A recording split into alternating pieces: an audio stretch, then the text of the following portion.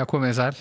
Lítið með breytingar. Við sjáum að svona hámarkshittatölur eru bara hámarks- og lágmarkshittatölur eru nokkuð svipaðar og við sýndum hér í gær. Þó svona gráðu síðri bæði hvað var hámark og lágmark. Það er að segja sló í 9 stiga hita hér undir Hafnarfjalli í dag og svo var kaldast í Eyjafjarðarsveitinni á Torfum 9 stiga frost og það er sami staður sem var fyrir lágmarkshittan í gær. Dálítið blástur í þessu hér með suðurströndinni og hiti var að slá mest í hér í 26 metrar á sekundu á Reykjanesinu.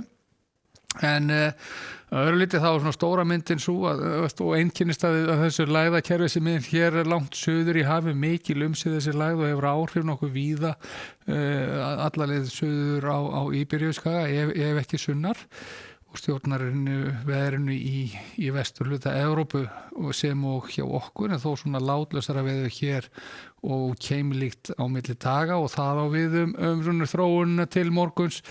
Það er austlæg átt í þessu, einhverjar úrkomu mun gæta á suðaustur og austurlandi.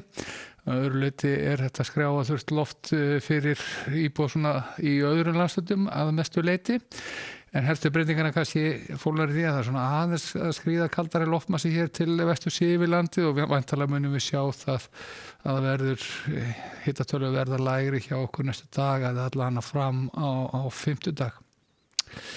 En á nærsviðinu þá sjáum við að það var í rauninni bjartviður víða landi með vera skildi á suðausturlandi og austurlandi þar sem að var skýjað og einhver úrkoma á köflum. Þetta er mestuleyti þétting í fjalllendi.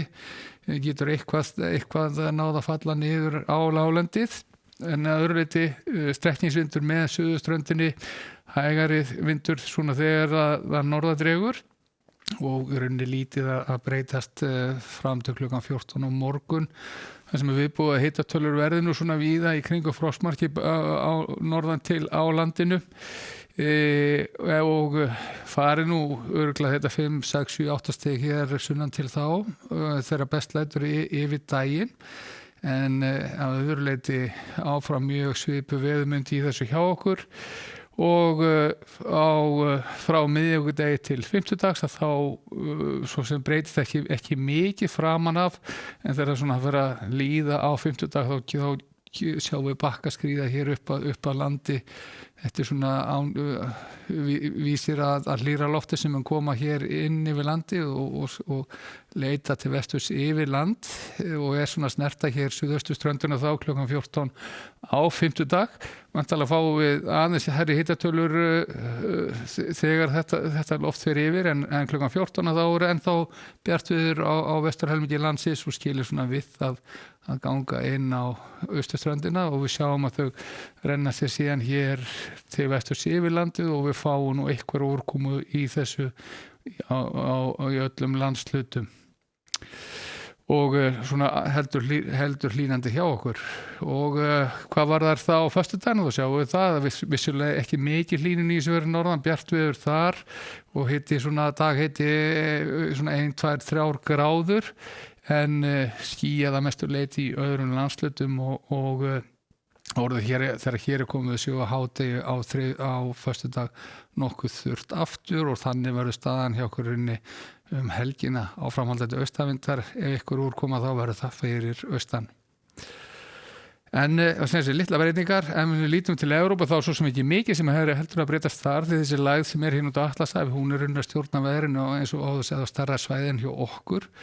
Háþrýstisvæði hér í austurhlutanum, kalt í Skandinavíu og sem og víðar í Austur-Evrópu og þegar rennur síðan aftur hér til vestur þá sjáum við að það er úrkomið að finna nokkuð víða jafnt við Miðjarðarhafið sem og á Bretlandseyjum og Vestur-Frakklandi og gert ráð fyrir rigningu á stórum hluta Íberíuskagans. Ekki mikið að frétta svo sem að veðri á Kanaríeyjum á morgun, svona staðalhiti getum við sagt, úrkomu lítið, úrkomulaust, en ef eitthvað heldur meira skýjað en að öllu jöfnu og endur síðan yfirferna hér í Norður-Ameríku þar sem er kalt áfram í norðausturhluta álfunnar en er svona aðeins að hlýna vissulega eins og í New York og Washington og svo er einnig að hlýna í vesturhluta Kanada. En skulum setja gott að verið sæl.